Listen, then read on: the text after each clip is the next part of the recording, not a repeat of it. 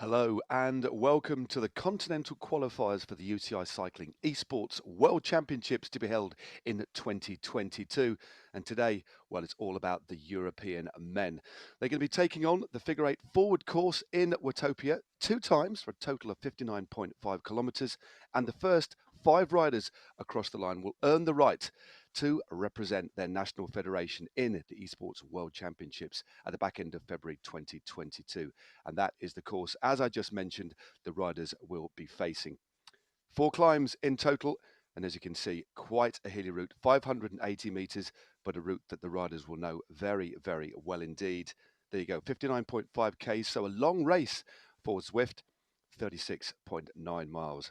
And we have a big, big field. And alongside me for the ride today to talk us through the excitement, because yesterday was an absolutely epic day of racing. More of that a little bit later, because there's lots to talk about, is Hannah Walker. Hannah, great to have you alongside me again. We've both got our coffees on the go. It's a long day yesterday, but it's been an absolutely thrilling series of races so far, hasn't it? It certainly has. Thanks very much, Matt. Delighted to be back with you for these Continental qualifiers. Yesterday's races were fantastic, both in the European, the Oceania, also the Pan Americas. And today I think we're going to have much of the same. Huge, huge field taken to the start for the men's European qualifier. And I think that really gives us a massive sense and a big indication of how much cycling esports has actually grown on Zwift, because to have such a big, big field, all of them fighting for that chance to represent their national federation in the World Championships, is a big, big illustrator of how far this sport has come, hasn't it? It certainly has, and seeing how much it means to these riders, how much they're putting into this qualifier. Still 3 months to go until the Esports World Championships, but we've seen from the live streams as the riders have been getting ready, and also the preparation that they've been doing beforehand. With only 5 spots available, each rider is going to have to be on the top of their game. It's going to have to be one of the best races that they've ever performed in.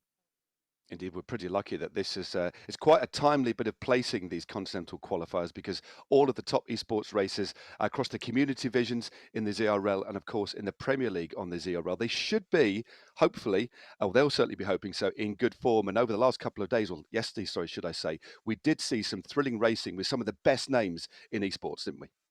We did, and you see, it's as you say, it's the best esports riders in the world, all vying and out for a place in these championships. And when you see the battles that were going down yesterday, I think we're going to see much of the same today. We certainly are. Well, I believe we've got some nice cameras giving us a little bit of an insight into the pain caves, the setups, some familiar faces there, some not so familiar faces as well, because as we said at the top of the programme, we do have over 300 riders, which will be representatives from across the ZRL community. And we could see a few surprises, because, of course, in the ZRL, Hannah, we get these familiar faces, we get the teams that we're used to, the big names, but this race, all of these continental qualifiers will give a glimpse, give us a sense of the other riders knocking at the door, the next wave of riders that are going to come through and possibly be the superstars of the future as well. It certainly will be, and this is a very different format. All of these riders racing individually. There's no team prize at the end of the race. There's nothing that they're fighting for and vying for with their teammates or their team. So for the riders today, it's a very different dynamic of the way they will race. A very different tactic will be employed, I'm sure. So slightly different to the ZRL. Also, got to note the races are much longer than the races that we've seen in the ZRL. So how's that going to play into effect to some of these riders? How can they cope with the extra for some of these riders, extra 15 kilometers on top of the max races that we've seen in the ZRL? Yeah, that equates to probably around 20 minutes of effort. We saw, I think the races yesterday were around, for the women, it was all the women yesterday, around an hour and a half. We expect the men to about an hour and 25, hour and 20, give or take a few minutes. But you quite rightly said there's going to be a really different feel in terms of the length. The endurance side of things will come into play today. And as you rightly pointed out, the team tactics side, this is everybody for themselves. Anyway, the riders are in the pens. We've got just a couple of seconds to go, and they'll be riding off to commence their 2 laps of this course that everybody knows. There's so many familiar sights on this particular course. I cannot wait to see how it pans out. So let's go into the pens. Well, they're out of the pens, on to the boardwalk in downtown Watopia. It's a lovely day in Watopia as well. We know it's been snowing at Zwift headquarters in Scotland, where all this stuff is coming from. What's the weather like in Wales, where you are, Hannah? It's very sunny, blue skies. Very, very different to yesterday, where we had the storm and it was blowing a gale. Well, it looks What's a bit it like calm. in London? Well, it's beautiful, an absolutely beautiful day. It does feel, when I'm looking out of my windows, Hannah, that I'm actually in Watopia. It's matching things out there. Beautiful sunny day. Everybody in shorts and short sleeves. So the scene is set. And our first rider, picture in picture, is Daniel Gould. Of course, plies his trade by day for Movistar, the Movistar Esports team. Great to see Movistar stepping up and having a world tour team and having an esports division, and Daniel Gould should be one of the ones that we'll see towards the back end today as this field, I would imagine, starts to thin out. But just a little bit of details about the course. This is the figure 8 forward, so we go up the Zwift KOM reverse, that's the first climb, then we drop back down, then we go up the traditional way on the Zwift KOM, and then we do it all again. So it's quite a complex technical course as we get our first sight of one of the new superstars, Hannah, Leonard Turgles. What a character he is, such an aggressive, tenacious rider. He certainly is, and taking that fantastic victory in the DRL into Harrogate, where he took the peloton by surprise. He went solo and he held off this charging peloton. So for Leonard Turgles, he wants to try and stamp his authority in today's race, wants to try and punch his ticket into the Esports World Championships in February. But as you say, a fantastic character, a fantastic rider, and one of the most experienced riders. You just see there taking a moment whilst everyone else is pedaling. He just takes a moment in the super tuck to try and save as much energy as he possibly can. Still 57.7 kilometers to go, but making micro energy saving where possible. Yeah, definitely. He's just actually towards the back. He's actually in 196th position in the group. That suggests to me that he's riding very, very confidently. He's certainly going to be tucked well within the slipstream of this giant peloton. I don't think I've ever had the pleasure of commentating on a race at this level with such a big, big field. But as we talked about, Hannah, at the top of the show, it really is indicative of how far this sport has come. We've had that break, of course, the first ever UCI Cycling Esports World Championships held on the Zwift platform was back in 2020, and with the pandemic, it's been difficult again to get the World Championship. But I'm so excited to have it back again at the end of the end of February next year. Who will take the title? Of course, it was Jason Osborne of Germany, who then went on to win Olympic silver medal in the rowing, which was quite a surprise. But that was a surprising win. But we've got a couple of riders who figured in the top 15 in this field today. We saw Leonard Turgles just a few moments ago. He was 11th in the World Championships back then. And Pim van Diemen on our screen now, another real talent who's won at the highest level.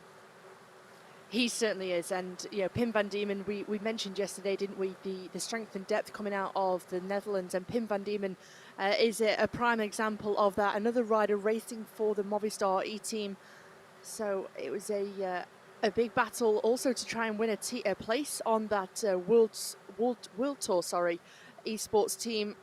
And as you see there, just stripping off the layers, body's warmed up, looking very relaxed indeed, doesn't he? Well, I honestly thought he was going to do this race in a jumper. We've never seen that before, but it just shows us, Hannah, that Pim van Diemen and a lot of these guys have got their ventilation right. So important that they make sure they're hydrated and they're keeping cool. So a lot of these riders in their flat or in their house with their window open. Some will be in the garage. As the race progresses, we get deeper and deeper. We have got a lot of cameras spread all over the world, well, all over Europe, should I say. This, of course, is the European Continental Qualifiers. I do need to remind myself of that. But a lot at stake as we look again at Pim van Diemen. And this will have a really different feel to it. We talked about the different dynamics of a longer race. This, by far, I think, is the longest race I've commentated on, 59 Ks. So it won't be quite as explosive. So there'll be a different set of dynamics that come into play. But as we saw yesterday with the women, with the 4 climbs in this race, the 4 significant climbs, every time up, there was a real effort by several riders to try and thin this race out as quickly as possible. And every time that they did so, it worked. They did shared, a handful of riders. The first time up the Queen of the Mountain, there was a significant split in the peloton, and I think some of these riders will be hoping for much of the same. But of course, as we know, the dynamic of between the male and female races very different. The way it plays out is very different, and not only just the four King of the Mountains being significant places to try and split the group, but also coming out of Ocean Boulevard, where you have that short, sharp rise onto the dirt section, the gravel sector, over the bridge, and we saw that that could prove as a platform and a springboard for a breakaway to go away. Also in the S's, if you try and put down the power, especially as you go over that bridge just before you get to the S's, you go over the bridge, you make that right turn, there's a slight incline. So there's plenty of places where you could take people and take the riders by surprise. No, definitely. We saw that in the racing yesterday, both in the Oceania and in the Americas racing. The field whittled down quite quickly, but with a big field here, I think this might take a little bit of time, but I do think first time up the climb, we will see some riders being shed, but we're focusing on Nicky Hug from Switzerland for Next Esports. Such a good rider. We've had the pleasure of talking through his exploits, his progression through this new sport over the last few years. Very, very aggressive. And we're noticing, we're getting information from our production team, and it's worth giving them a big shout out. Naomi there, Johnny Noblet, the team that give you these wonderful, wonderful pictures. We've also got Dave Towell on standby. A bit of a wave there. That was nice. Ruben Lammens, who's out in front. The Belgian, who's just opened up a 1.5 second gap. Look at that. Look at the flare with 54 Ks to go in the early stage of this race. It's given us a wave. Fair play. And please make sure, if you are joining us, get involved in the comments on YouTube. But more importantly, please do fire up your companion app on Zwift and give these riders a ride on. It might take you a while because we've got around about 300 riders, but perhaps pick your favourites and make sure you save your finger action for the back end as we look at what a firm fan favourite of the ZRL. It's Teppo Lorio, and he's wearing a Mapai hat again. Looking calm and collecting does Teppo Lorio. Cool hat, looking great in game and IRL in his pain cave. The rider from Finland, Ruben Lawrence, just wanting. There we go. Thank you very much for that, Teppo Lorio.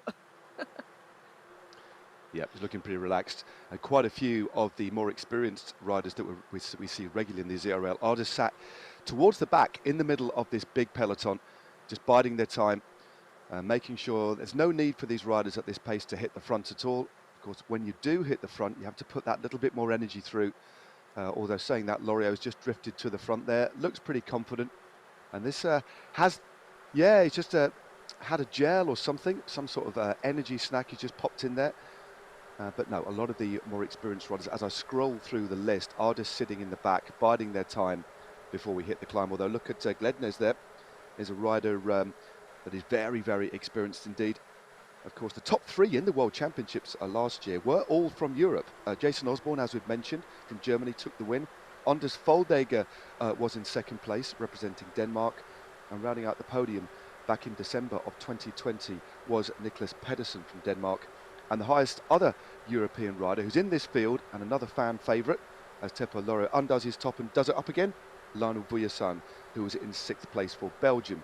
But Vujasan is in this field. We'll no doubt get a look at him a bit later. But now he's plying his trade for Croatia, which is quite an interesting move. But I understand that's something that's been in the works for a little while now. Yeah, it has, and he's part of his family from Croatia, so is eligible to try and qualify for that nation. And saw a little glimpse of him before. He's sporting a very, very nice jersey indeed in his pain cave. But Vujasan, one of the most experienced riders who has been a prominent part of esports and e-racing on Zwift for a long, long time. He's been a real protagonist, hasn't he, in a lot of the races throughout the ZRL, the classics that we've had before. And there we go, right on cue. There is that wonderful jersey in his pain cave with the Croatian flag. Oh, he's not mucking about here, is he? And that's the first time we've actually seen that Croatian flag in game as well, because it's been a little bit of a transitory period for Lionel Vujasan. But already, as we saw yesterday, some of the riders are going to want to try and make it as hard as they can. This isn't a race-winning move that Lionel Vujasan is trying to make here. He's just trying to thin this very, very big group out as quickly as he can, as early as he can, and also opening his legs up a little bit, because when you think about the demands of a race of about an hour and 20 minutes, it is going to be quite different to a 45, 50-minute race, as we've talked about a lot, but it is important that we dwell on that.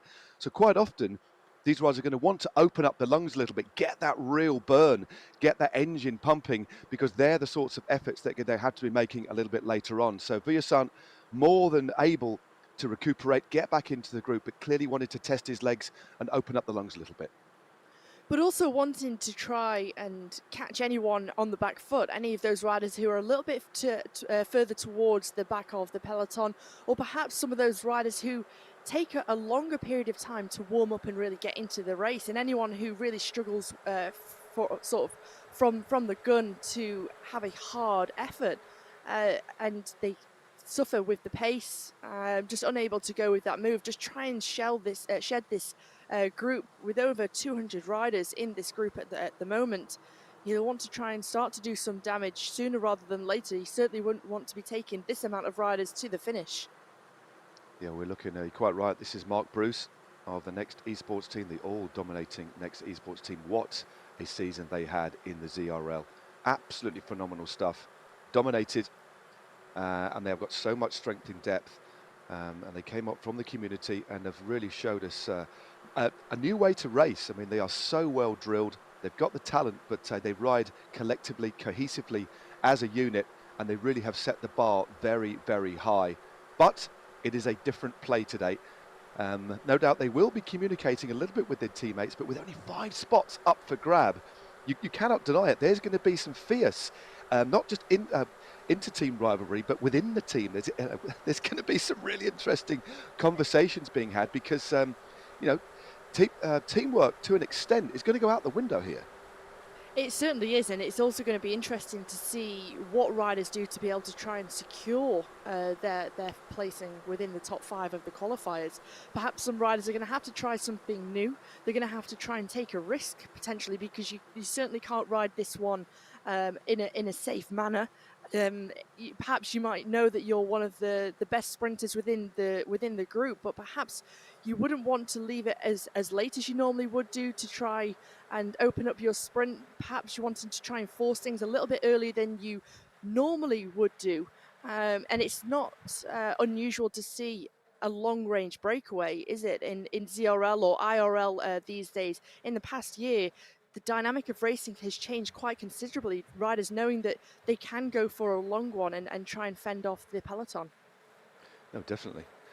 You are quite right. We saw that especially on the final round in the Makuri Islands of the ZRL, some exceptionally exciting racing, and as a result, not as a result, but the net result was, we saw a lot of long-range attacks and riders having the confidence. Now they understand what it's like to ride in game, that they're getting used to these different courses. Each course offers up a different set of opportunities, and laid on top of that are the different power-ups available in the racing.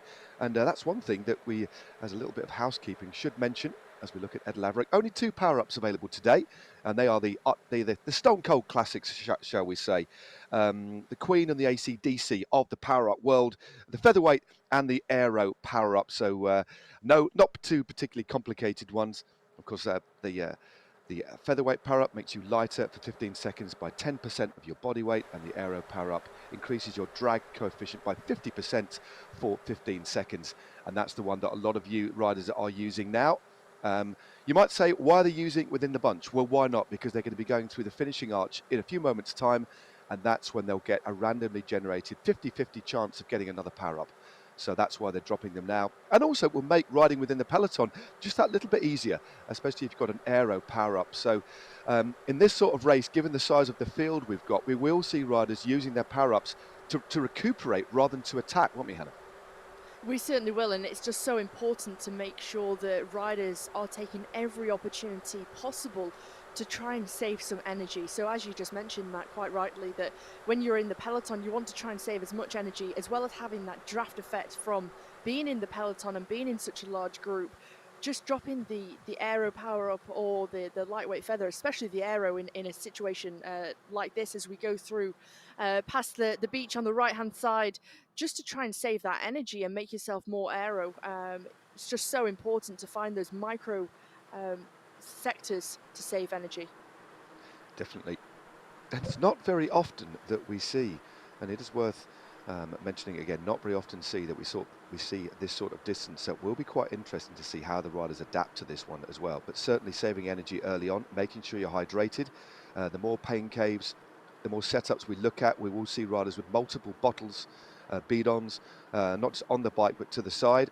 So in terms of your preparation for riding like this, it's absolutely crucial. You cannot afford, especially if you're in your house or your flat or your location on your own, if you've got your hydration setup not quite optimized, it could provide you with a lot of problems, because even with the best cooling system, the ultimate cooling system is making sure you're hydrated, because you do lose a lot of liquid. So in terms of strategy and your setup at home or your chosen location to Zwift in, you need to make sure you get that right, because of this distance, it could be quite easy to get caught out. And is making sure that your core body temperature is kept as cool as possible. So making sure that you have adequate amount of fans around you. Perhaps you want to do it by a window to try and get a little bit more airflow into the room. There's so many different things to think about, and as you just said, that preparation beforehand, making sure you have more than enough bidons, bottles at the side of you, so if you do run out, or if you drop one on the floor, you still have another to by your side, that you don't have to get off the bike, or you don't want anything to go wrong on a race day, and especially a race day like today. Making sure that you're keeping yourself well fueled, fueling yourself well before time as well. We're only 13 kilometers into the race, but you might already want to take a gel or just start to nibble away at a bar. No, definitely. It's a bit more of a slow burn, this one, but they're moving on at a pretty decent pace. We're on to the S's in the reverse direction, and they'll be back on the S's on the final lap. This will essentially be about 1,500 meters to go where they are now. A few featherweight power-ups being dropped on the S's here. Now the S's, you do move through them pretty quickly. They do rise and fall. And I'll mention it again, it's one of the most complex parts of the course, especially when the race is really on, to make sure that you modulate the power. I think this particular section is where you really learn how to ride on Zwift, the expert riders will know how to ride this to save energy, and also know where to attack, because these ebbs and flows, these rises and falls come very, very quickly indeed. As you see a few aero power-ups being used. Great to see a lovely flurry of ride-ons there. 11 for Christophe Thiem. Looks pretty comfortable in his pain cave there. We're just coming across the bridge here, and we'll be heading in to the Italian villas very, very shortly indeed. But these kilometres ticking by very, very nicely. And that's for the first time I noticed 5 or 6 seals just on a rock there on the right-hand side, Hannah. Well, they're lapping up the racing, giving a bit of encouragement and cheering on the riders as they go by. They're certainly enjoying today's racing. I certainly enjoying today's racing, and I hope you watching at home and in the community are enjoying watching all these riders battle it out for those 5 places. But yeah, the Seals certainly enjoying themselves. They certainly are. This is our first look at Kiel Power. Focused on the road ahead, riding for Wahoo Lecol. Wahoo Lecol have really hit the ground running in esports and on the road as well. A very, very solid team. But Power just sat in the middle of the bunch. Just look at his watts per kilo. They're hovering around 3.5 to 4 watts a kilo. Optimum pedal revolution, RPM there, about 87. And beats per minute, well below threshold, but certainly uncomfortable. And they are moving along at a very, very handy 46, 47 kilometers an hour, making it look really easy. I mean, just to put this into perspective, I rode a bit of a recon lap yesterday, did one complete lap of the figure 8 forward, and it took me 50 minutes. And then the women did it yesterday in 1 hour and a half for 2 laps, and I thought I was still reasonably fit. So it just gives you an indication of how quickly that these bunches can move along, and how good you have to be, how fit you have to be just to stay in the bunch here. Although there's a big saving in terms of energy sitting in the middle of the peloton because of the draft, you still had to be very, very strong to compete at this level. You certainly do, and you can't just sit in the bunch and not have a good level of fitness. It's incredibly difficult, and that's without even putting your nose in the virtual wind or even making an effort off the front. Just to be able to stay in and hold those wheels is incredibly difficult, and especially with the two. Uh, Two climbs per lap as we see our first move off the front mat. Yeah, it's Johannes Recknau has gone early, or very, very early indeed, perhaps thinking this was just that little bit too easy. We talked about the possibilities of riders trying to use the element of surprise, and Johannes Recknau has gone clear and opened up a 4-second gap. We saw something similar yesterday in the women's Pan American race when Kristen Kulczynski went clear, opening up a gap of 15 seconds on a far smaller group, just over half distance, but she was pulled back. But Recknau now um, riding at 6.4 watts a kilo. I mean, he's certainly not going to be able to sustain that sort of effort level for the next hour. But what it might do is cause or provide the catalyst for riders to go across and form a bit of a breakaway. So an interesting move from a very, very strong rider who's showing his hand very early in this race, Hannah. Very, very early, but as you say, perhaps could provide the springboard, the platform for the group to split, and another few riders want to try and jump across and bring Reckenauer back, or try and make that bridge. But at the moment, he's continuing to extend his lead, 6.4 seconds at the moment. Will Harper, the rider from Great Britain, is just on the front momentarily. But Reckenauer holding this one very nicely and still holding 6 watts per kilogram. Yeah, and moving at just under 50 k's an hour there. 30 rides on for Johannes Recknau, a real firm favourite amongst the fans of Zwift, a real interesting character within the Zwift community, and very, very strong indeed. 7 seconds. So with almost every single pedal revolution, he is starting to move clear, 7.5 seconds now. So no real reaction from the peloton behind.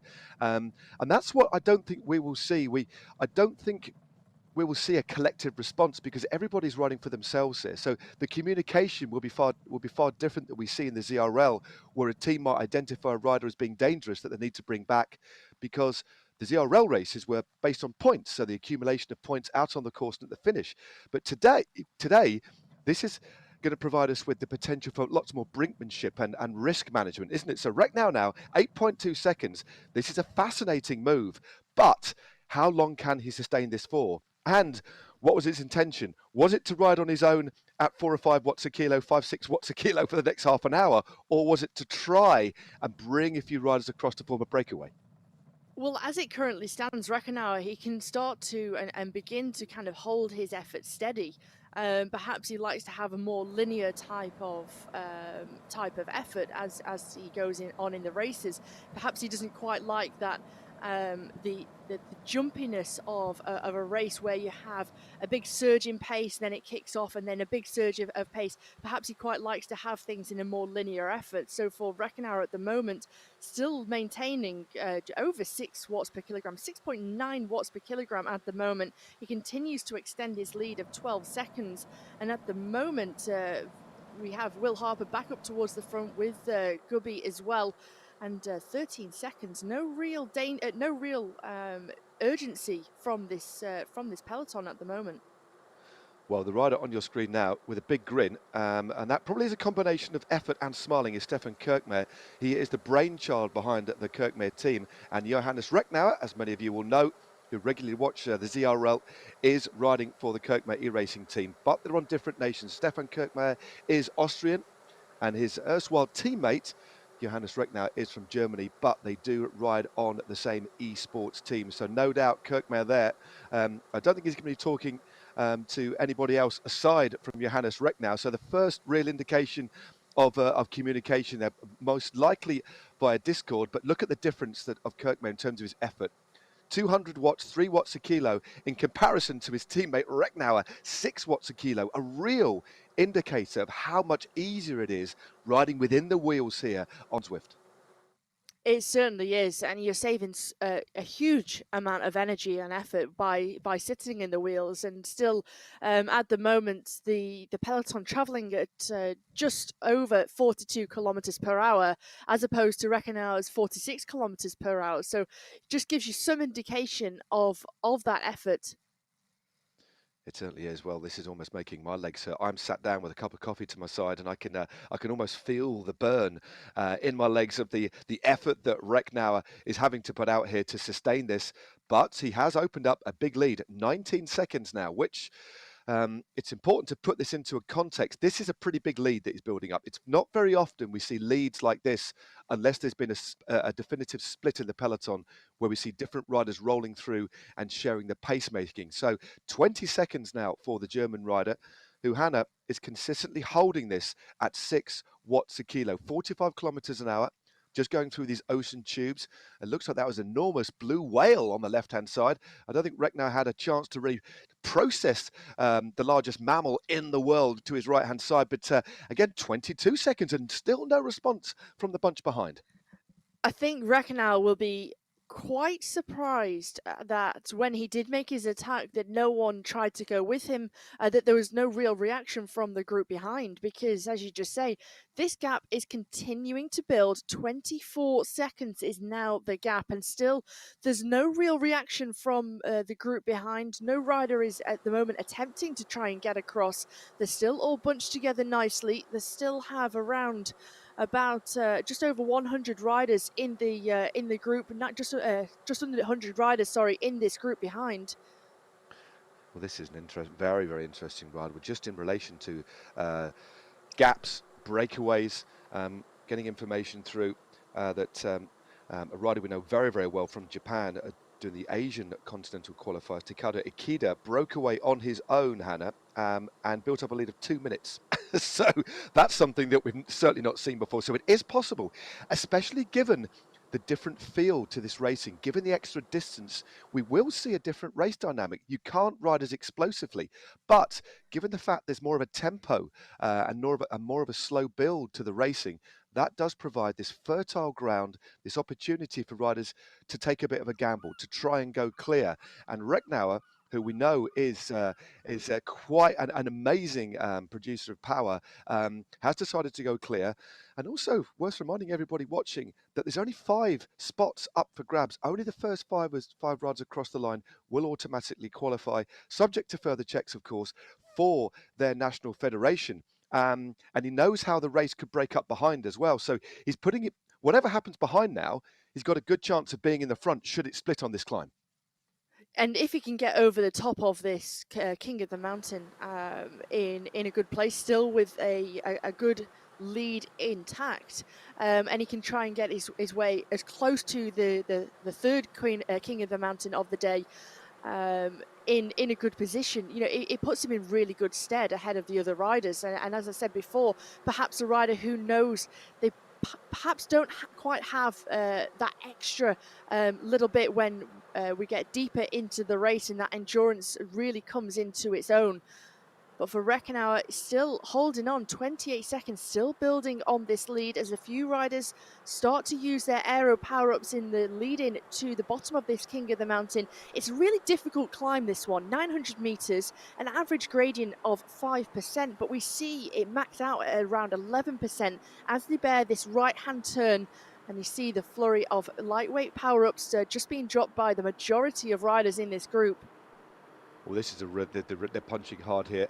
Everybody who's got a featherweight power up would generally use it on the steeper section. That is the draft. Because they're moving still pretty quickly, even on these slopes of 7%, there is still a benefit of sitting in the wheel, but it does lessen, as it does in real life, on the climb.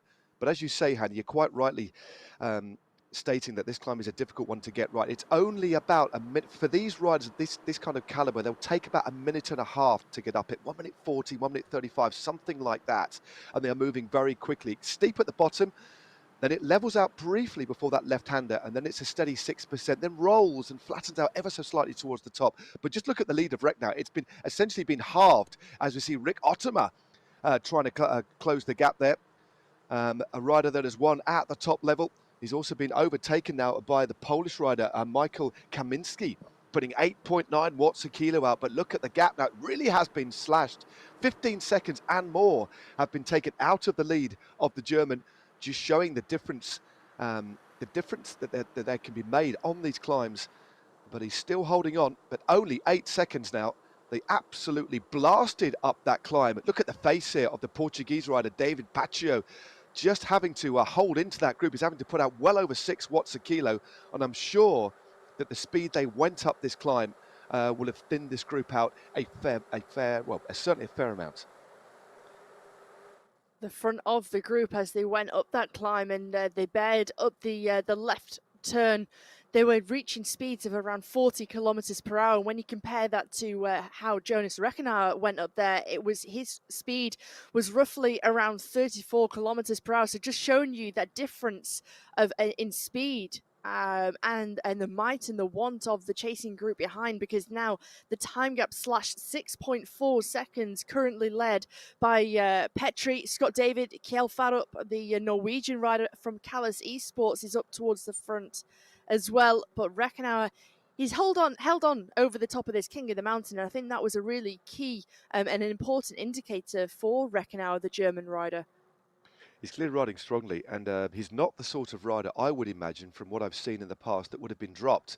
Quite often you do see riders in real life and in game trying to build up a bit of a lead ahead of a climb so they can ride it at their own tempo, ride it, as you mentioned before, Hannah, in a more linear fashion, not so explosively, so they can ensure that they actually stay in the front group. It is a risky tactic, but Reckenauer is still in front, but I do think he's going to be reabsorbed by the peloton, which has reduced dramatically. I can tell you now there are 80 riders in that front group now.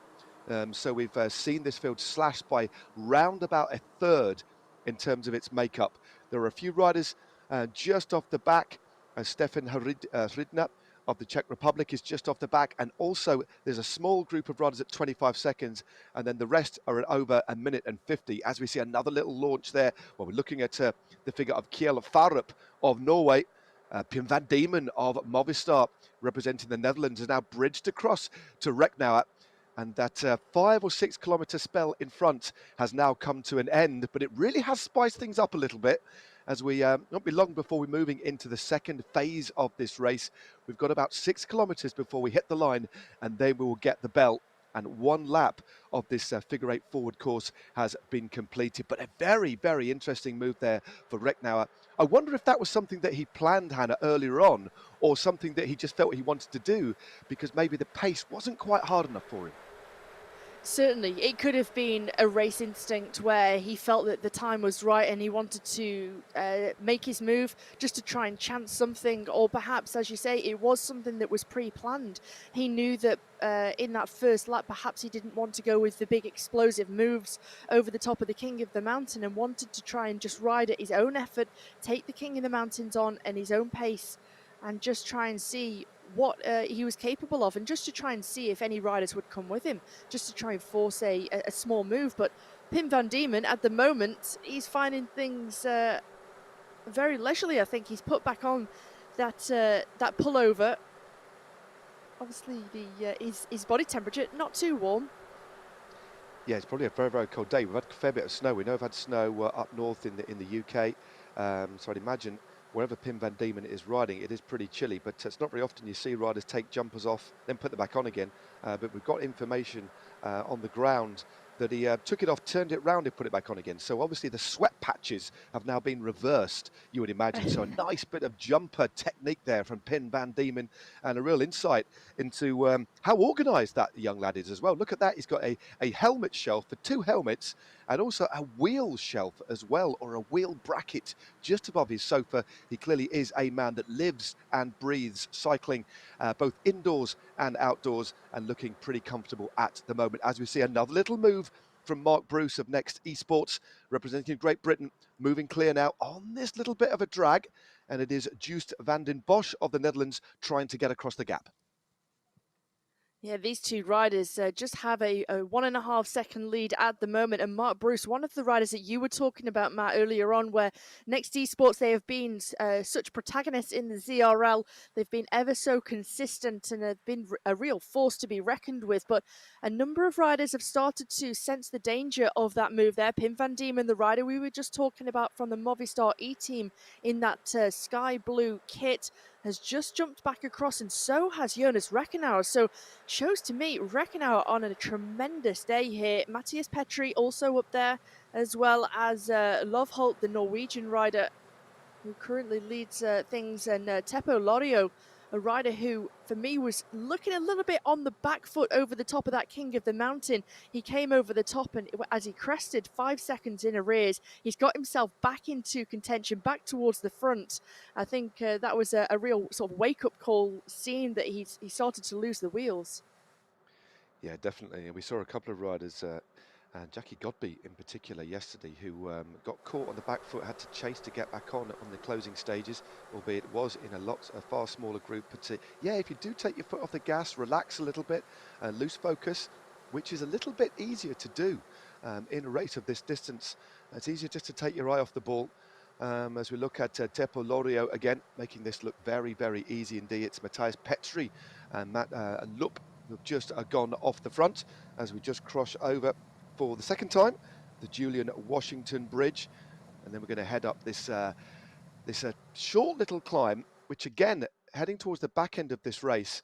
This is the first time we're going to actually approach the S's from this direction. This doesn't look particularly hard, but look at the stats on the top right, 6%. A lot of riders here using that Feather 8 power up. This is a definite opportunity to try and do some damage if you want, especially in the closing stages, Hannah.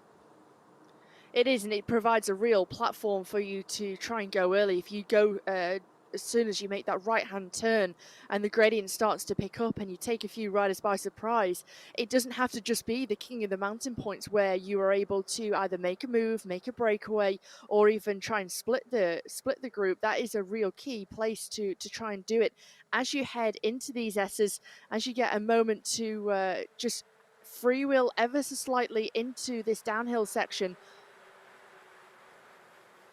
Yeah, it's a real interesting section, this one. As you can see, it's not only twists and turns, it goes up and down as well. It is famously known as the S's, and it actually has its own wooden signpost as you move into it from the other direction. But Johannes Recknau, he is on a very, very good day today, but he's clearly feeling good, you would imagine. And it's a really interesting trait or aspect of the sport to look at over this sort of distance. Patience is going to be a virtue here, isn't it? It is in all sports, especially endurance sports. And there's the danger, isn't there, quite often, if you're feeling really, really good, of just showing your hand too early. I'm not saying he's definitely doing that, because we'll find out later on if he can still hold on, because that was a big expenditure of energy, wasn't it, and reserves. He was away for at least 10, 12 minutes. Is he feeling too good, or was that a tactical play? I still can't quite work it out as we look at Stian Leveson. As a rider, you also have to manage the pressure that's on your shoulders as well and use it to good effect. If you start to crumble and crack under the pressure, you start to make perhaps moves that you wouldn't necessarily normally make. You start to show your hand too early.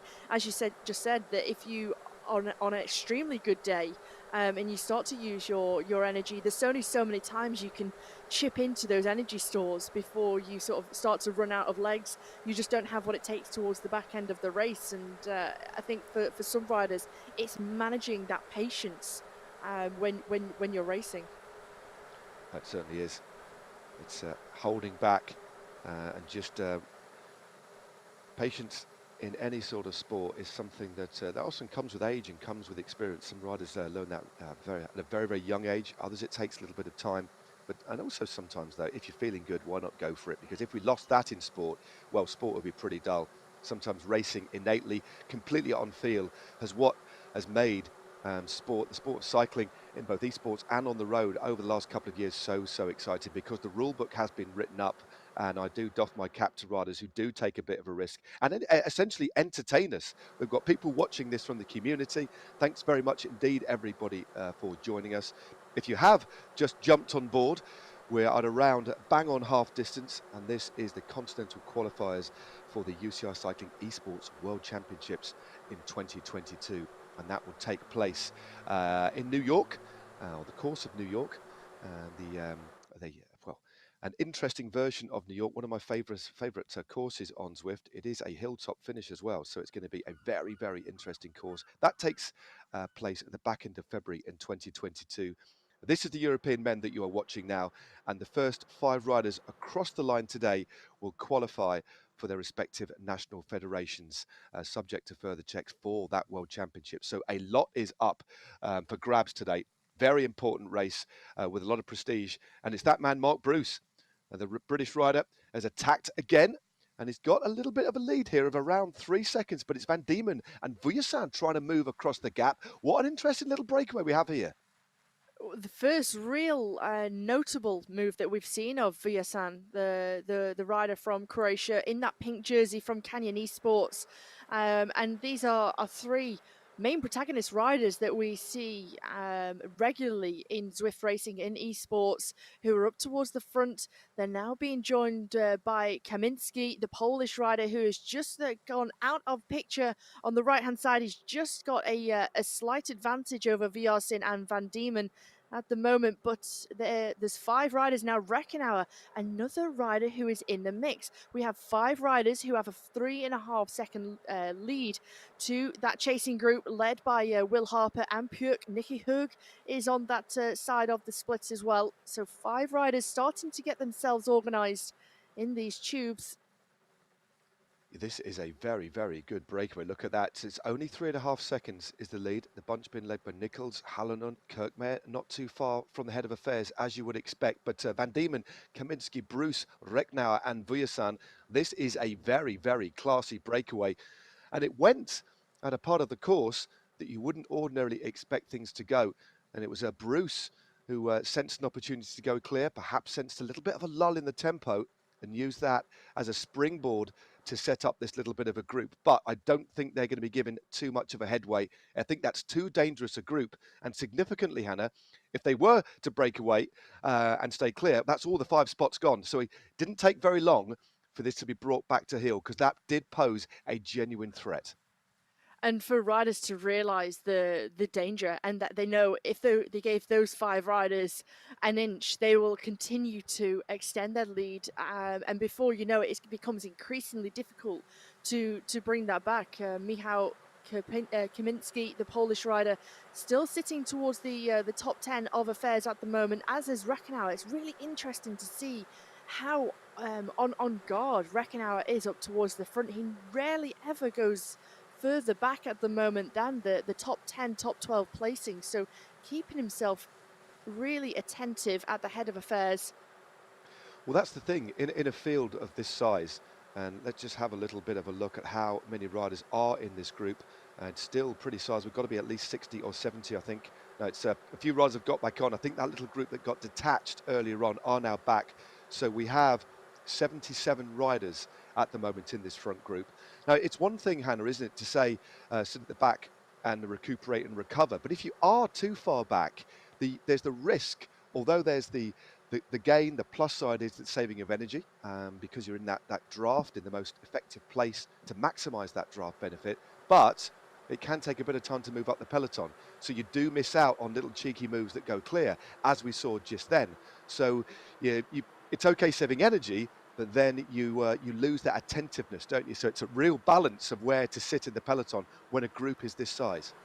Whilst trying to save energy, which you do towards the further back, you end up perhaps using more energy when you miss the split of a move, a real danger move. So consequently, you use way more energy to try and move yourself back up, especially when the group is so large. And as the next King of the Mountain is looming, you want to try and be up towards the front, because as we saw before, the moves went from more or less the very bottom of the King of the Mountain and continued all the way over the top. So you want to make sure that you're in a good position, that you're not chasing, you're not on the back foot, that you are within the mix, just trying to hold your own. And I think being within those sort of top 20 positions, maybe top 25, you're in a good position there to have a good overview over the whole peloton at the moment. I think when you sit towards the very back in position 77 or 76, you are in that little bit of a danger zone. Yeah, you certainly are. But all of these riders here are very, very experienced. They know how to ride well. But as you say, it's striking that kind of balance, staying switched on as much as you can, because this is a bit of a slow burn. Although saying that, it's been a pretty active race so far. The most significant move that went clear was Johannes Reckenauer, who opened up a quite incredible lead in a race of this sort of standard of 25 seconds. But it was on the King of the Mountains forward that he got, well, essentially brought back. His lead was slashed on that climb, and the next climb on the menu for the second time today will be the King of the Mountains reverse, which is a lot longer. It's a difficult climb again to get right because of the unevenness of the gradient, exceptionally steep at the bottom for around 400-500 meters. Then it just drags on for a very, very long time. And the top part of the climb is almost flat, only around 2%. As we look for the first time today, another protagonist of the ZRL, representing Belgium and riding for the Belgian Zwifters, is Matthias De Roos. Let's have a look at the stats of De Roos as he sits towards the middle of the peloton here, putting out 200 watts, 77 RPM, and quite a comfortable heart rate there of 144. So just over half distance here, Han, I'm getting the sense that the riders they're happy that the group has reduced dramatically. So we've lost essentially 2/3 of the field so far. So it's a far manageable group to keep an eye on for the reasons we just talked about. So the pace has just dropped a little bit because it won't be long before we hit the KRM reverse again and things really do start to hot up. So this race is ebbing and flowing, and at the moment there's almost like a bit of a moment to relax, recuperate, and focus on the next portion of the race. And quite smartly as well, because none of these riders want to ride on the front, sort of pushing the pace upward of 40 kilometers an hour, 45 kilometers per hour. So at the moment, you're starting to see the pace has whittled off just ever so slightly, just below 37 kilometers per hour, because no rider really wants to be able to be that rider who's forced on the front, who's left on the front. As we see another move go off the front, Lennart Tugels, the rider from BZR Sports Solid, the Belgian rider off the front, and he has Mark Bruce for company of the next Esports. Reckenauer, again, Matt, in the mix of things. Well, as soon as Turgles went, we saw immediate reactions from some of the classiest riders in esports. Bruce went across. Recknauer was immediately responding to, as was Pim van Diemen and Lionel Vujasan, real classy riders. And in fact, we've got a bit of a split here. 4 riders clear: Bruce, Turgles, Recknauer, and Vujasan, but it's only a slender lead on the rest of the pack. And Pim van Diemen, look at the stats of van Diemen in the orange there, 10 watts a kilo, desperately trying to shut this gap immediately because these 4 riders do pose a genuine threat. Very, very interesting stuff, and we haven't even got to the climb. What a move by Turgles. So powerful. But did you notice that response from the other riders was almost immediate? They know the strength of Turgles. And even with 23Ks to go, they cannot afford a man of his class to go clear. It's almost like when a rider has such a standout performance as he did in the ZRL into Harrogate, where he went solo, no one was able to bring him back. They now know the strength of Lennart Turgels. They know that if they give him an inch, he's going off and they'll never be able to catch him again. So Bruce, Vujasin, Reckenauer, they were all on that gap straight away. And for me, Pim van Diemen, he tried and tried to close that gap, but at the moment he's dropped out of the top 10. He's unable to close that gap, but Michał Kaminski, the Polish rider, is trying to bridge across. At the moment, he does so successfully. Well, that was a heck of a ride to get across that gap there. Did you see the stats? He was holding some 8, 9, 10 watts a kilo. There's that beautiful heat map of the draft benefits. So Kaminski sat in that red zone. So the lighter colours move the right towards the right-hand side when it gets blue, looking like it's actually cooling is where the draft isn't quite as beneficial. So Kaminski sat right in the wheels for maximum draft effect. And we do have a split, and they've got 5 seconds now. These are the 5 spots, remember, up for grabs. So it's an optimum number. But it's a little bit too optimum for the riders behind, although the gap is going out and we are on the reverse KOM for the final time today. We're well into the latter stages of this qualifier, this European qualifier for the World UCI Cycling Esports Championships in 2022. And what a move it is. Lennart Turgels, Bruce, Johannes Recknauer, Lionel Vujasan and Kaminski. We haven't really seen too much from Kaminski. Michael Kaminski is a real standout rider, but the gap is starting to come down, and Schwieb is trying to jump across the gap now. What a ride there by the German. Felix Schwieb has managed to get on terms with that leading break. I was going to say that with the 5 riders, they're in a perfect position to get themselves together and really work together, because they know that if they can try and extend their lead, work together, get a bit of cohesion between the 5 of them, that they're in a strong position. They would all qualify for the UCI Cycling Esports World Championships. But now with the tremendous ride there from Felix Schreiber of Kirkman E-Racing team jumping across and providing 6 riders in that leading group, well, the dynamic has certainly changed, but Michał Kaminski, the Polish rider, has just been tailed off ever so slightly. And I think the group from behind, they have put the effort in. They know that this is a real dangerous move. And the gap is starting to be closed. Matthias De Roos, the Belgian rider, in 7th position, trying to close things together, Matt. Yep, it's really starting to thin out on this climb now, but it has, of sorts, come back together, a completely different shape to this peloton now because of the stringing out effect of the lower slopes of the climb. And again, this climb is a complex one, steep at the bottom. Then we've almost got a descent here midway through. You can see top right there's your gradient. It went down to -5%. Now it kicks up again to 4% and stays now relatively consistent all the way to the top. So around about another 50 seconds to a minute to the top of this climb. And it has thinned things out. Is anybody else going to try and go clear? Matthias Petri is up at or near the front. And we've got another attack by Lionel Vujasan. Vujasan goes clear. A lot of riders would have been at or near their limit there. And if you're feeling good, that is the time to strike while the iron is hot. And Vujasan has actually dragged the sting of Rig Ottomer with him as well. Ottomer goes straight over the top of the Croatian rider. There is the face of Lionel Vujasan, one of our firm fan favourites here in that New Jersey. A big bit of strong riding by Ottomer, but Vujasan, look at the effort writ large on his face as they get towards the top of this climb. You just see how much Lionel Vujasan is starting to suffer, and how much, how hard this race is. It might not look so difficult, but it really is.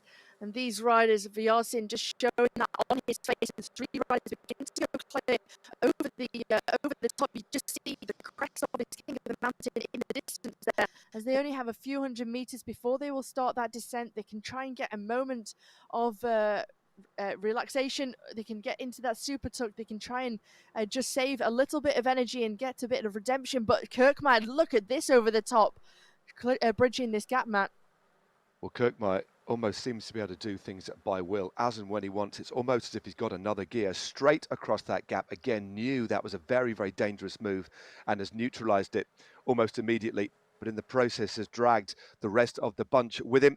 They're now on the descent, and as you said, I'm expecting several riders almost right on cue there to get into that super tuck. The riders in real life can actually free wheel on their bikes, but I think it's 56 k's an hour they need to get to first, and it gives them that little bit of a micro opportunity to rest. A few riders also using their aero power-ups, because it won't be long before we move through the start-finish banner again, and another power-up will be generated. So after that hard effort of the King of the Mountains reverse, a lovely little opportunity, albeit brief, to have a little bit of a respite, because we've lost a few riders over the top, and that's no real surprise because they really did blast up that climb. And when you see the effort that they did, it certainly has split that gap. Previously, we had around 77 riders in that group. That has been slashed to 67 riders. Turek just in that danger zone of getting tailed off the back. He's made a big effort to make sure that he remains within that leading group. It is now, yeah, Rick Ottomer. Yep, a few riders, 7 or 8 riders lost contact on the top. And if things do start to relax a little bit, there is still an opportunity for those riders to get back on. But most of the riders that we would have expected to be at the front in this European qualifier are actually here. It is Christian Ofdal of Calais who's at or near the front there. As you can see, riders using their power-ups before they get a new one. You might as well use it. There's no point in not using it. Just gives you that little bit of an opportunity to save a little bit of energy, which is going to become increasingly more important as we head towards the back end of this race. There we go. We're passing through the start-finish area. The next time we go underneath that banner will be the finish, because they'll be coming back in the opposite direction and finishing just near the pier there. It is a beautiful day here in Watopia, and there is a lot up for grabs, and that is 5 places in the forthcoming Esports UCI Cycling World Championships, the second edition of the World Championships. The current world champion Jason Osborne, the rower, in fact, And he is also a silver medalist at the Olympic Games. It was a real surprise, but he has proved to be a classy bike rider as well as a rower. As we see yet another attack gone off the front. Well, Mike Bruce certainly has had his shredded wheat and coffee this morning as he punts away once more. Mark Bruce is not giving up in this qualifiers, is he? He knows that he wants to try and split things up. He doesn't want to go and take a large group to the finish. He's perhaps not confident come the finish line. He wants to try and force a smaller group clear. And Diavola is the rider who's just bridged across to that gap. Andy Nichols just trying to bridge along with Öja, the Swedish rider Henrik Öja. Yeah, Henrik Öja just trying to come across the gap, as you said. But this is an interesting little move here. Nichols at 1.5 seconds. It looks like he is going to get across the gap there, Andy Nichols, as we look for the first time at Fabien Diavola. Fabien Diavola of Belgium rides for D-Pack Elite. And there is just lost the wheel there. 31 rides on for Diavola. So clearly got a lot of fans in the Zwift community. It's been a while. It's been at least 20 minutes since I asked you to open up your companion app. So please do it. That's forcing a smile I can see from Hannah. So please do get involved. It does mean a lot. Of course, Zwift does have a quite magnificent community. You're all part of this. And the traction that has been gained in esports has been amazing over the last few years. And a lot of that is because of the fan base that has built up. And this race in particular, these qualifying rounds in particular, are an opportunity for the riders within the community to try their luck, to try their hand against some of the biggest, best e-racers in the world. As we look at Diavola, and they've opened up a nice little bit of a gap here. Nearly 7 seconds here for Bruce, Diavola and Nichols. And it's Harvey Gledner's, I think, is trying to get across the gap now. But as we can see here, Hannah, on the S's, it's so difficult for the riders to stay together, isn't it? Because of these rise and falls. Once they're on the flat, it's easier. But this one is so hard to get the nuanced distribution of power right. Just to get it right, as you just said, Matt, just to try and get it right and just to try and follow the ebb and flow of the S's is incredibly difficult. And we saw that these three riders were all together. Andy Nichols just finding himself a few bike lengths off the back. He's starting to lose the benefit of the riders in front and their draft. And you can see the watts that he's putting down to try and close the gap. Momentarily, he was at 500 watts there to try and close. And he's still, despite that power, still a few bike lengths off the back. So he's using up an awful lot of energy. You just see there from that tremendous heat map, he's getting himself back into that draft effect to try and save some energy. He's got himself back on, but incredibly difficult to get that power distribution right. Yeah, it certainly is. But on this flatter section here, where you haven't got quite as staccato a gradient differential, it is a lot easier just to sit in the wheels and take those turns on the front. But the gap is starting to come down. It went up to 7 seconds initially. After that's a real strong surge, but the bunch behind aren't particularly happy about this move, because look at them. You can just see them with the volcano billowing that smoke in at the distance. Such an interesting, wonderful, varied world we here have in Watopia. But not too much of an opportunity for these riders to focus on that. It's all about the racing, all about the qualifying to represent their national federations in the forthcoming World Championships at the back end of February. As we head through the rather beautiful Italian villas over the cobblestones, Bruce still clear. Nichols just goes over the top, and it's Lionel Vujasan not too far away as well. But once more, with just under 15 kilometers to go, this ever-reducing peloton, this ever-shrinking peloton absorbs the riders who were aggressive once more. And it is as you were. And in Italian, it is once more Gruppo Compatto. Martin's up towards the front of this peloton. Everything back together out of the Italian villas. Martins, the German rider from Toyota Cryo RDT, alongside Jonas Reckenauer, and Martins just has that slight acceleration. Starts to go off the front with Jonas Reckenauer for the multiple time Jonas Reckenauer has been off the front, and these two riders have got, again, there was no real surge or huge acceleration from these two riders, but that lift in power has seen them gain 3 seconds quite substantially, quite quickly already for this leading duo. As we see it, no real move from any of the riders from behind. Schweb, the German rider, Felix Schweb, and TM, no reaction from this group behind, Matt. That's very interesting. You almost think that Schwieber would be blocking. It's very difficult to actually block on drifts, or they can drift to the front and just ever so slightly ease a little bit, just to knock a little bit off the pace. But we have two German riders out in front. Martin Martins of the Toyota Cryo RDT squad, and alongside him for company, Johannes Recknauer, who has really been showing his hand today, and without a shadow of a doubt is a man on absolutely superb form. Time after time, he's infiltrated these little moves. And earlier on in the race, as you may have seen, if you've been with us since the very beginning of this epic race, he went clear for a good 5 or 6 Ks on his own. And they do hold a lead of around 5.5 seconds. And I'm wondering whether they were communicating there.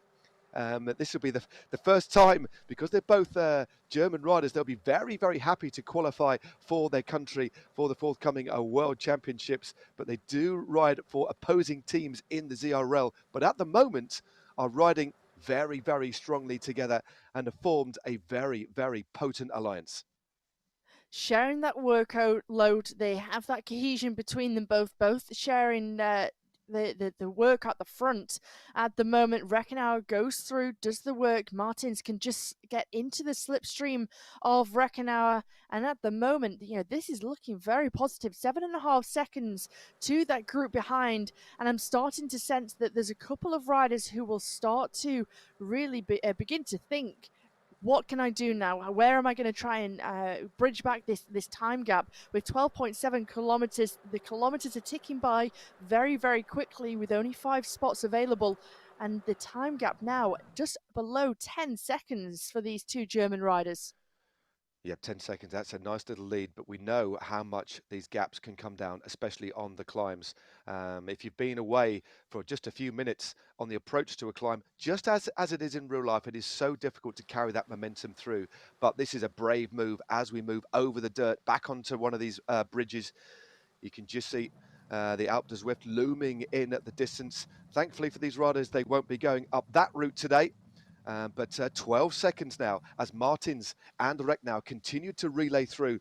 Please do give these riders plenty of ride-ons, please. A bit of a toot from the beat-on of Martins there, having to hold around a 5 to 6 watts per kilo. And they've got around, well, there's bang on 12 kilometers to go, and that's going to equate to approximately 15 minutes of effort. Well into the teens now in terms of the time gap that the two German riders out in front have got. What is going to be the response from behind? This is absolutely fascinating because the lead is continuing to go out. And for the first time, there's a proper bit of daylight between our two leaders and the bunch behind. And it senses to me that no rider in this chasing group behind wants to take it up. No rider wants to use their effort to try and close this gap. So at the moment, there's a couple of riders beginning to look around thinking, well, who's going to take on this chase? And by the looks of things, it is the Croatian rider Lionel Vyasin of Canyon Esports in that pink jersey who senses that danger. He knows that potentially that race is going up at the road and perhaps out of his hands. He wants to try and bridge across this gap as he goes under the ocean into this tube. At the moment, he has Pim van Diemen, the rider from Movistar, for company. Just going underneath the water, just look at the way the road drops away and they go underneath the ocean. A manta ray on the left-hand side, a giant one of that, a submarine as well. But Recknauer and Martins, 17 seconds is their lead. Thiem, Bruce, Turgels, Richard, Eriksson, they are the riders rotating at the front of the bunch. They merge out of the ocean tunnels, still on this flat bit of road, and it won't be long before we actually head to the lower slopes of the forward KOM for the final time. 10.8 kilometers to go, the bunch moving at a pace, but the lead continues to hold steady for Martins and Recknauer. Remember, only 5 places up for grabs here to qualify for your relative national federation in the forthcoming World Championships to be held in the last weekend in February 2022. So lots at stake, and the lead here had a holding steady, so exceptionally strong and indeed brave riding from Recknauer and Martins duo out in front. I think it's a really bold, audacious move from these two riders to go sort of so late into the race, because if they do get caught, if this all comes back together, it'll be increasingly difficult to have another type of that effort to try and make a move. So this is an all or nothing attack from Reckenauer and Martins. This duo continuing to increase their lead, and they're giving everything that they possibly can to this move. They want to try and get to the final king of the mountain of the day with a lead, Matt. Yeah, but the Reckenauer last time up, remember, the first time we went up the KOM forwards, Reckenauer hit the bottom of the climb with a 25 seconds lead, and by the time he hit the top, he only had 6 seconds. If they continue to improve their lead at the rate they're doing right now, as they head through the second ocean tunnel, they may indeed hit the bottom of the climb with that 25-second lead, but we know how much that lead can be torn into, how much the lead can crumble on the slopes of that climb. Give you some stats for the final climb of the day. It's a 0.9 kilometers long at 5%, but the steepest part of the climb is at the bottom. It then evens out, and then there's a gradual 6% and lessening towards the top as Martins takes his turn on the front. But a quick reminder, if you're joining us as we head towards the back end of this race with under 10 kilometers to go, there are only 5 places up for grabs. The first 2 at the moment have been dominated and have been taken by the 2 German riders, as we get a really good tight look at the bearded face of Johannes Reckenauer, opting for a cloth cap, was the aero helmet of Martins on his wheel there. 25 seconds now, Hannah, as they emerge into the glorious sunshine, as the bunch behind start to break up a little bit. A few attacks. They're definitely sensing that this is a dangerous move. They know that sort of time is running out with 9 kilometers to go. Benoit Coulet, the French rider, is starting to make a move at the moment. He has a couple of seconds lead over the chasing peloton. Dennis Locke, the Danish rider from Fusion ECT, is also trying to bridge across, but Benoit Coulet, the French rider, he knows this is a dangerous move. He knows that if he wants to try and be in with a shout of being within those top 5 places, he needs to do something. He can't leave it any longer. And still with the duo out front, still with 24 seconds over that main pack and 22 seconds to Benoit Coulet. Yeah, Coulet. This is a great ride by Coulet, a brave move to try and jump across the gap. It's going to be a difficult ask, I think, but what the Frenchman is doing, almost inadvertently, is providing an extra little stepping stone, a virtual carbon fibre and flesh carrot, if you were, for the riders to use in front of them. And they've caught him, they've mopped him up. They're just coming up to the T-junction, only a few metres away. Then they will swing left, 8.3 kilometres to go for our duo out in front, who are well on to the lower slopes of the climb for the final time. In fact, they're just crossing the bridge, and the point where the time section is, there you go. Look at the really immediate increase in gradient there, 7%, but the road continues to kick up around this hairpin, and right on the steepest part of the climb, great little power up drop there by Martins. But watch this lead, because it will come down. There's too much at stake here. 8Ks to go as the bunch, Hannah, hit the lower slopes of the forward KOM for the final time. And I can tell you what, I think all hell is going to break loose now. Martins and Reckenauer continue to hold on in front. Still with that 25 seconds, but from behind we're starting to see the big numbers start to appear. Michał Kaminski is one of the riders who's putting down a lot of power, likewise with TM as well. Henrik the Swedish rider, and look at that flurry of lightweight power-ups, and you're starting to see ever so slightly that gap is starting to diminish, and this is really it for any of those riders who are pure out-and-out climbers. They want to try and make their move sooner rather than later. And at the moment, still, there you go. You're starting to see that dip below that 20-second mark. The Finnish rider leading things at the moment, Halonen. Well, this is an exciting race. This really is. Look at that, 51.8 kilometres already under the wheels of these riders. 7.6 kilometres to go. As for the first time, we can see the Scot representing Great Britain, Gavin Denster moving to the front, but look who's going straight over the top. Well, this is Christoph Thiem. Felix Schwib is there as well. So Schwib now trying to close the gap. The German essentially bringing back and closing the gap on his 2 German teammates. Of course, riding for different teams, perfectly allowable, and what is unfolding is what we expected earlier on, this inter-team rivalry. Only 5 places up for grabs, but a solid gap as they head over the top of the climb for Martins and Johannes Reckenauer. Also moving to the front now, Christian Ofdal of Callas representing Norway. And Teppo Lorio using that power up just over the top.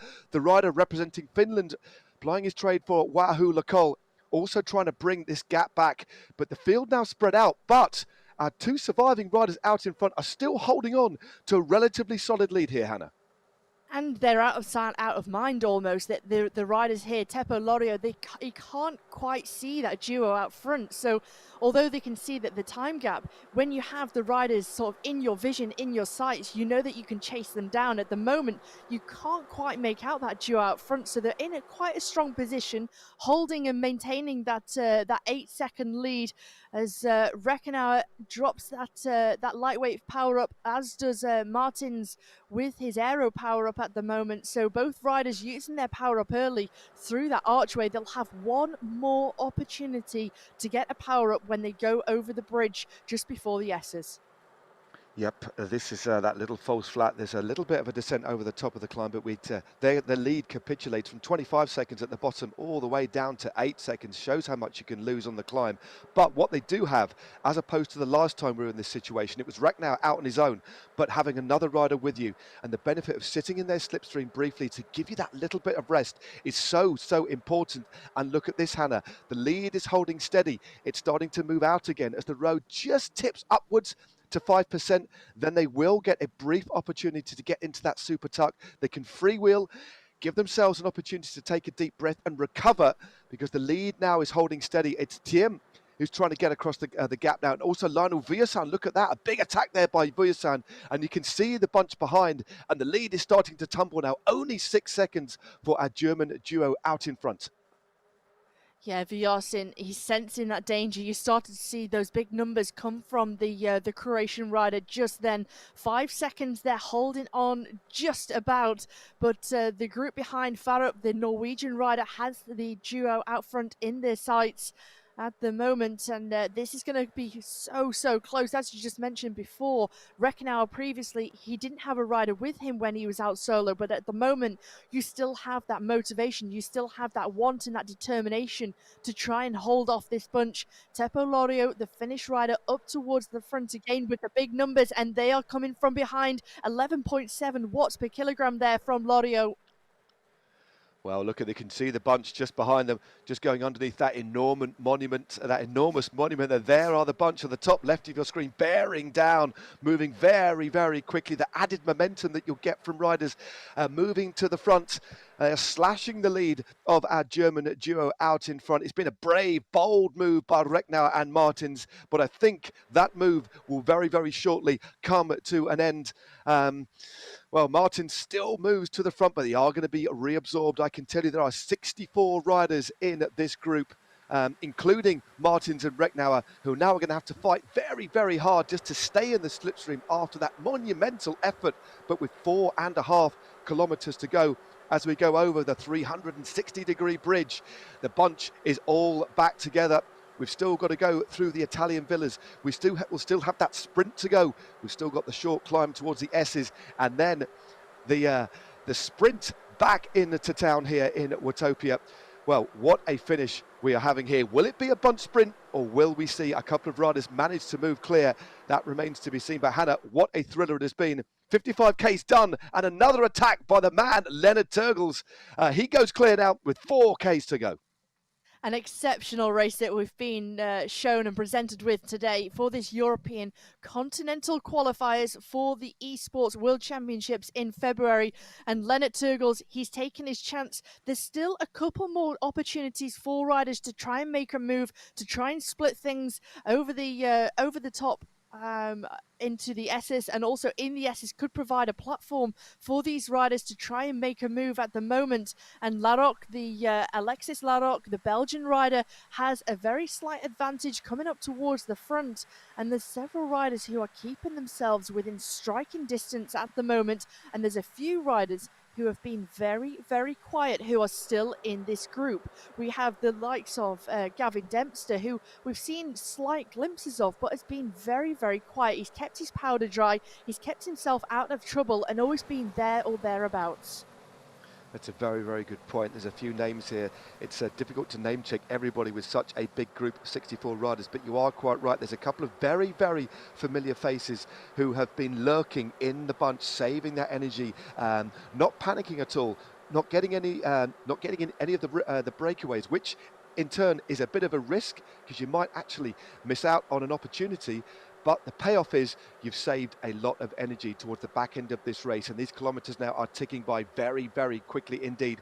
2.9 kilometres to go as a few more power-ups have dropped. You might think, well, there's a long way to go, but they've got another arch to go through. Well, they'll get one more power-up before they hit the S's, and they're going to hit that now. This is the Julian Washington Bridge for the final time just after this series of S's. They're just going underneath it now, but we've got Culiers. Benoit Culiers of France has gone clear using a featherweight power-up on the flat. But they'll go through that sprint and he'll get a change. So a really, really wise, shrewd bit of riding here by the Frenchman. It is Alban Puech just behind as well. So his teammate from France is trying to get across this gap, but a solo rider clear as we head towards the climb, leading us into the S's with 2.3 Ks to go. A rider we're not too familiar with, but clearly, Hannah, a rider with very, very good legs. Very good legs, a lot of power, but just take a look at this. The Callis Esports racing team duo, Leveson and Farrup, make a huge move and go straight past Benoit Coulier at the moment. And Turek, the pro from the Czech Republic, races for the Austrian Continental team, is up towards the front as well, just there. And Tepa Lorio, as ever, up towards the front, and it's almost status quo at the moment. It certainly is. Well, their bunch is spread out. They're spread over about 4 seconds here after that big effort. It is Thiem on the front. And Mark Bruce isn't too far away as well for Great Britain. Scott David, another one of the riders from Germany we haven't seen too much of. Normally rides for Beast Mode, powered by Rose as we move through the S's. A couple of riders just getting detached off the back. A couple of power-ups being used. The featherweight power-up on these little drags. That's a good opportunity because it won't help you too much in the sprint. The power-up you want now to save will be for the final sprint to the line. 1,400 metres to go. And our 64-man group is moving clear. Nicky Hug as well from Switzerland is there. Just see him behind his teammate Bruce. So Bruce moving up now. Petri there as well. Turgles not too far. It looks as if we are going to be treated to a bunch sprint. Although saying that, Culiers again finds more power in his legs and goes clear for France. Well, Coulier is not giving up into this finish. He's tried again, and he has a slight advantage over Farrup and Mark Bruce. At the moment, Coulier has just less than a kilometre to go. He's already gone through that Flamme Rouge, and Farrup, the Norwegian rider, has passed Coulier, the French rider, at the moment with 760 metres to go. Well, this is absolute fantastic stuff. You're watching the final few hundred metres of the Continental Qualifiers for the World Esports Championship next year. This is the European Melon. It's Kjell Farrup who's going clear. He's been taken. Turgles goes over the top. 13 watts a kilos. And wow. In the mix as well is a power up to 400 metres to go. He's gone long, but this is a man we know has the power to hold on. 1.4 seconds is his lead to the second place rider on the road. He won in Harrogate. Is he going to do it again here in Watopia? He is moving out of pace. The finish line, he's going to be caught. Oh, he's going to be caught on the line. Dempster. Oh yeah, Turek. It looks as if this is going to be taken by Lorio. Turgles holds on, but it Kirkman there as well, or De Roos. It looked like it was Stefan Kirkman who went through the line in first place there. In fact, it was Lionel Viersan who took the win. A blanket finish there. But what an incredible ride. Lionel Viersan, wow. His first big win at this level. He's the rider who's been knocking on the door for the last couple of seasons. One of the most well-known, popular riders out there. And Viersan, now riding for Croatia, takes the Continental qualifier in an immaculately timed sprint. What a win by Viersan. Second place was De Roos. Third, Matteo Giglia. But what a ride by this man. Hannah, that's his biggest win by a long, long way. And well, that is what it means. Oh, sorry, Hannah. That is what it means. A cry of delight there. There is confirmation. These are provisional, but Lionel Viersan takes the win. Matthias De Roos in second place there for Belgium. Great ride by Matteo Giglia in third for Italy. Norway's Harvard Glednes is there in fourth, and the final spot, the final fifth place spot for these continental European qualifiers for the world goes to Teppo Lorio of Finland. What a ride by a very, very popular rider. Stefan Kirkman of Austria is sixth, Kjell Power of Belgium in seventh, Nicky Haug of Switzerland eighth, Martin Rost Omdahl of Norway in ninth, and rounding out the top 10 is Fabian the Evola of Belgium. What an absolutely fantastic finish that was, Hannah. A special win for the first rider across the line today, Lionel Vujasan. It was exceptional, wasn't it? And Lennart Turgels, you have to feel for him, absolute heartbreak. He went long, and it was looking increasingly likely that he was going to cross the line first. He had 1.4 second lead to that chasing bunch, and absolute heartbreak in the end. But the finish and the speed that Lionel Vujasan came across the line with, absolutely exceptional, and you just saw what it meant to him in his pain cave, the emotion straight away coming onto his face. It was spectacular. Very, very difficult to call. There's a perfect power-up timing. I do believe that we have Lionel Vujasan on the line. We might need to give him a few moments just to catch his breath, just to mop his brow. But when you think about here he is. Here is the man. Lionel, firstly, congratulations on the biggest win of your esports career, mate. Yeah, seriously, I can't believe it, guys. That's like, I was so scared about the course that I would have loved to have the New York course rather than this one, because it's a sprint and I'm not a sprinter. But yeah, riding with those colors, it gives you extra motivation, you know. And what about the tactical play today? Because this, by a long way, is one of the longest races at this level you've had to race. 59 kilometers offers up a completely different proposition. And also, Lionel, no teammates. You're on your own. So how did you play it tactically? Because you were actually very active in the race. Yeah, I mean, it's like I was hoping to do some damage with guys like Lennart Turgels, Pim van Diemen, or Bruce, and Mark Bruce. And yeah, Regnauer, he was so strong today, but it was kind of depressing seeing the pack being so big. So in the last KOM, I tried to save my legs, but yeah, to be honest, in the sprint, it was a gamble, and I just closed the eye. And when I opened the eye, I was like maybe 50 meters, and I saw De Roos next to me. I was like, oh, mate, I need to win. And yeah, I can't believe it, to be honest. Just one more question for me before I fire across to Hannah, who's now got a question for you. Just tell me what it actually meant to finally lift your arms up to get that win, because you've been so close so often. Yeah, you mean I did all the Zwift Premier League, I did all the Zwift Classics, the Tour de Zwift, and I've been there for many years. I think I only won once in the map tour, but this one is huge, and I can't wait to be on February on the New York course. If I have to win only one, it's gonna be that one, you know. Well, we'll certainly save the big one and the important one. 3 months to go until the UCI Cycling Esports World Championships, Lionel. First of all, congratulations. Yeah. But with 3 months still to go, what do you do from sort of now until then in terms of that preparation to get to the Worlds in the best shape? What would your plan be now? First, I take a break.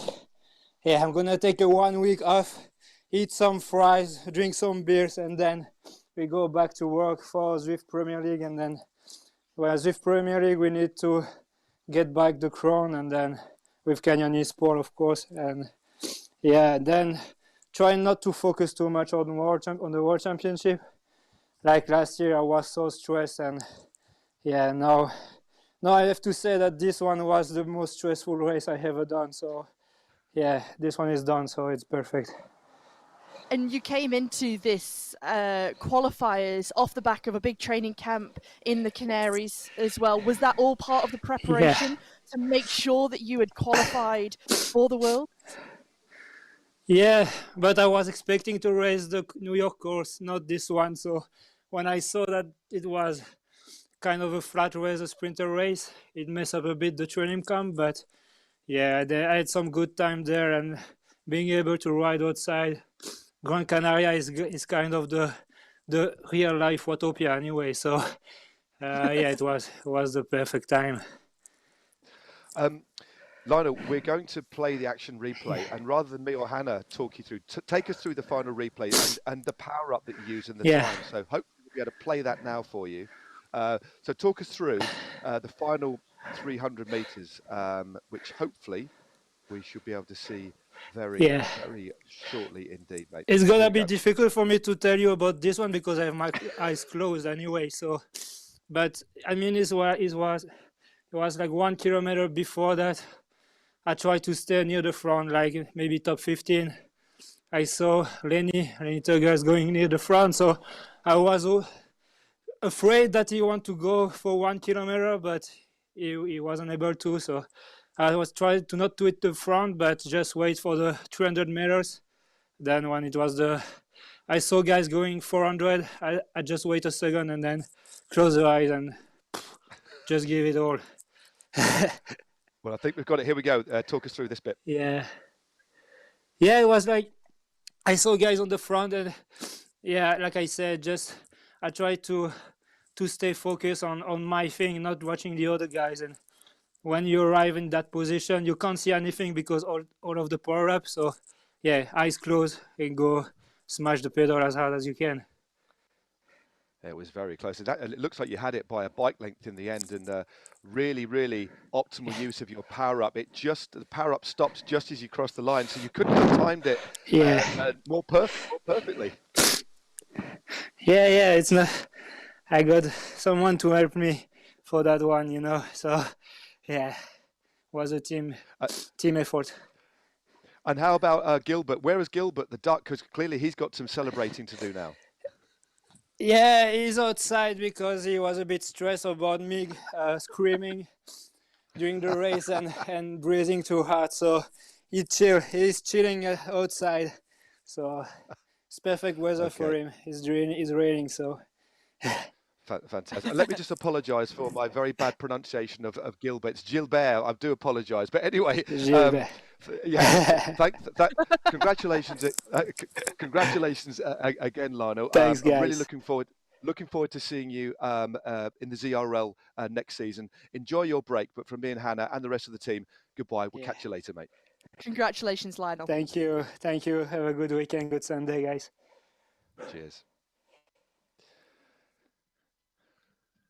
Well, awful pronunciation of Gilbert from me there. That's what you get when you just read things off your notes. But Hannah, a great race. The way it unfolded was really interesting. A slow burn, but we saw lots of tentative attacks as well. And it was really interesting hearing Lionel say that was probably the most nervous he'd ever been for a race.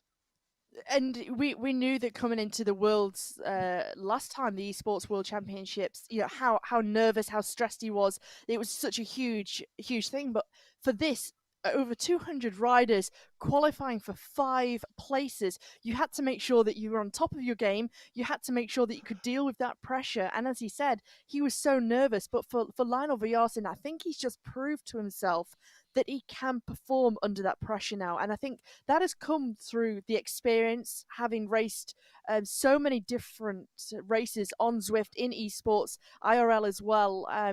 As he said before, he's done sort of the KISS League, he's done the Off the Map Tour, he's done the Tour of Zwift, he's the Tour of Watopia. There's so many different races that he's done, and being able to deal with that pressure and have that experience under his belt now, you can see it's really paying off. That certainly is, and I'm just looking back at the other results. In fact, it was 5 different nations, European nations that we had spread over the top 5. The reminder, Lionel took the win there, now representing Croatia, of course, of which he's very, very proud. Matthias De Roos, Belgium in second. Matteo Giglia from Wahoo Lacole. They are having a cracking set of continental qualifiers, aren't they? Harvey Glennis of Norway, and then Teppo Lorio. So 5 different nations, which I think is pretty healthy. But there is that.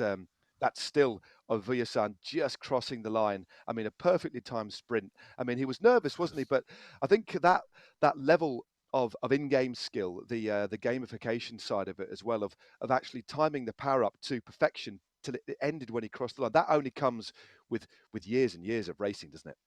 And knowing exactly when you want to press it, and also which power up he had, making sure that he had the optimum power up. It was a 50-50 chance of which he'd get, and he had that aero power up coming into that finish. So really optimum. And when you look at the time gaps between the riders, some riders finishing on the exact same time, and it was just so close, as you just saw from that finish line shot of a huge bunch of riders, 67 riders coming in for the 5 spots.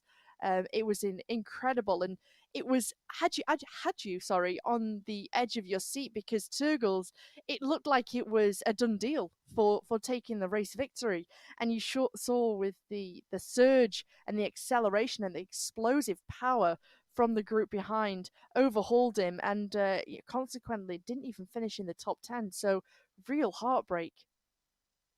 Well, Hannah, it's as ever, it's been an absolute pleasure commentating with you. I've really had a blast over the last couple of days, but the racing isn't over. We've got more qualifiers to come. I'll be commentating a little bit later on at 5 p.m. BST alongside Nathan Guerra. Great to commentate with Nathan, and then we'll be talking through the Pan American qualifiers for the World Championships at the end of February. Hannah, it's been great. It's been great working with the team again, but please do join us a little bit later on at 5 p.m. BST for more championship qualifiers. But for now, from Watopia, from me, Matt Stevens, and from Hannah Walker, it's goodbye. Take care and ride on.